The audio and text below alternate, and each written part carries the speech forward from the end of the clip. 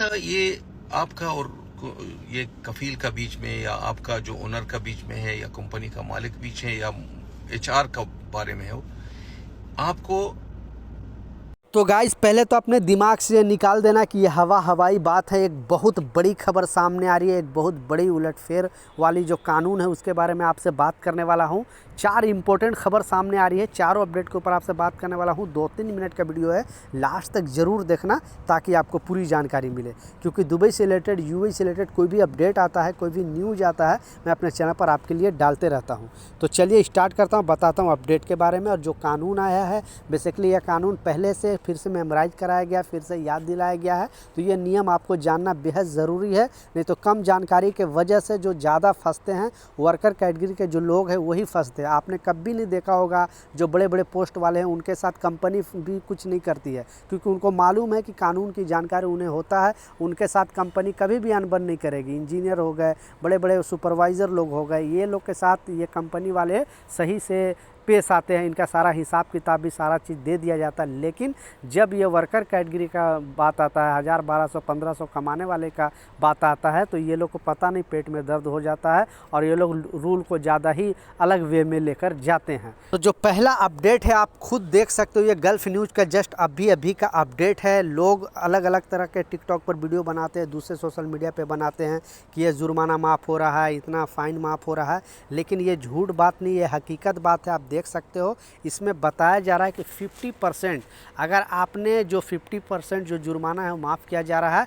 Basically traffic का violation आपने किया है, जैसे गाड़ी चलाने वाले का आपने वायलेशन किया है, रोड क्रॉस करने के लिए कुछ अगर आपने वायलेशन किया है, तो बेसिकली रोड से रिलेटेड आपके ऊपर कोई भी वायलेशन है, कोई भी जुर्माना है, आपको फुजेरा के अंदर, राशल खेमा के अंदर, प्लस शारजा के अंदर, अजमान के अंदर, ये 4 उमल खुइन के अंदर, ये 5 स्टेट वाले ने एक नया अपडेट जारी करके बताया है कि इसमें आपका 50% जो फ़ाइन है, जुर्माना है, वो माफ़ कर दिए जाएंगे। तो लिमिटेड टाइम है, आप जल्दी से जल्दी जाकर वहाँ पे अपना जुर्माना है वो 50%, यानी अगर 10 दिरहम, एक एग्जांपल बोल रहा हूँ, 10 दिरहम अगर आपके ऊपर जुर्माना है तो 5 दिरहम आपको देना पड़ेगा और 5 दिरहम आपका ऑटोमेटिक माफ़ चल रहा है, क्योंकि अभी माफ़ी का एक अलग वे चल रहा है। यूएई के अंदर आपकी वीज़ा माफ़ी प्रोग्राम भी चल रहा है, इससे रिलेटेड अभी 50% जो जुर्माना है ये भी माफ़ हो रहा है। तो बेसिकली जो लोग अनजाने में कोई गलती हो जाता है उनके लिए एक बहुत बड़ी अपडेट है और वो अपने जुर्माने को माफ़ करा सकते हैं।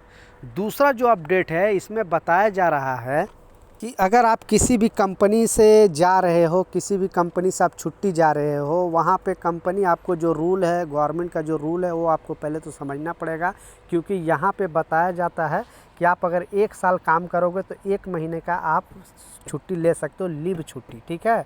2 साल अगर काम करोगे तो आपको 2 महीने का छुट्टी मिलेगा। बहुत सारे लोग अभी भी कंफ्यूज है कि मान लिया मैं जुमा जो महीने में 4 संडे आता है या 4 जुमा आता है, जो छुट्टी आपको मिलता है, वो छुट्टी अगर मैं कंपनी से ना लूँ तो क्या मैं उस जो छुट्टी है वो ऐड करा सकता हूँ घर जाने के बाद, यानी जो आपका टोटल छुट्टी मिलता है वो छुट्टी वो उस टाइम क्या मैं ऐड करा सकता हूँ।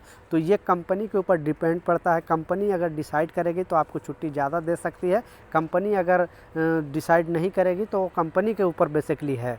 तो आप अगर यूएई से छुट्टी जा रहे हो तो आपके लिए ये नियम है। पहला जो नियम है, थोड़ा दिन पहले मैंने भी अपडेट जारी करके बताया था और ये शेख साहब भी वीडियो बनाए थे और इन्होंने भी बताया था कि अगर आप कंपनी 2 महीने का छुट्टी दिया है और आप वहाँ पे अपने मर्जी से 4 महीना रुक गए, 5 महीना रुक गए, क्योंकि 6 महीना के बाद आपको पता है कि पहले ऑटोमेटिक वीज़ा कैंसिल हो जाता था, लेकिन अब वीज़ा कैंसिल नहीं होता है, आपको जो वीज़ा है वो एक्टिव दिखाता है, लेकिन आप आ नहीं सकते हो 6 महीना के बाद।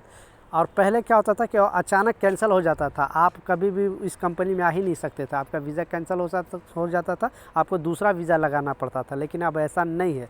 लेकिन इसमें बताया जा रहा है कि आप कंपनी से 2 महीने की छुट्टी लेकर गए और 4 महीना 5 महीना आप रुक गए, तो ये कंपनी के पास राइट है कि आपका वीज़ा है वो कैंसिल कर सकता है किसी भी रीज़न के तहत। लेकिन अगर आपने उसको बताया कोई भी डॉक्यूमेंट दिखाया कि हाँ मेरा मेडिकल इशू है, कुछ भी प्रॉब्लम है, बेसिकली डॉक्यूमेंट लिखे लिखित में होना चाहिए। तो कंपनी के ऊपर है, कंपनी आपको चाहे तो छुट्टी बढ़ा सकती है, ठीक है, पहला।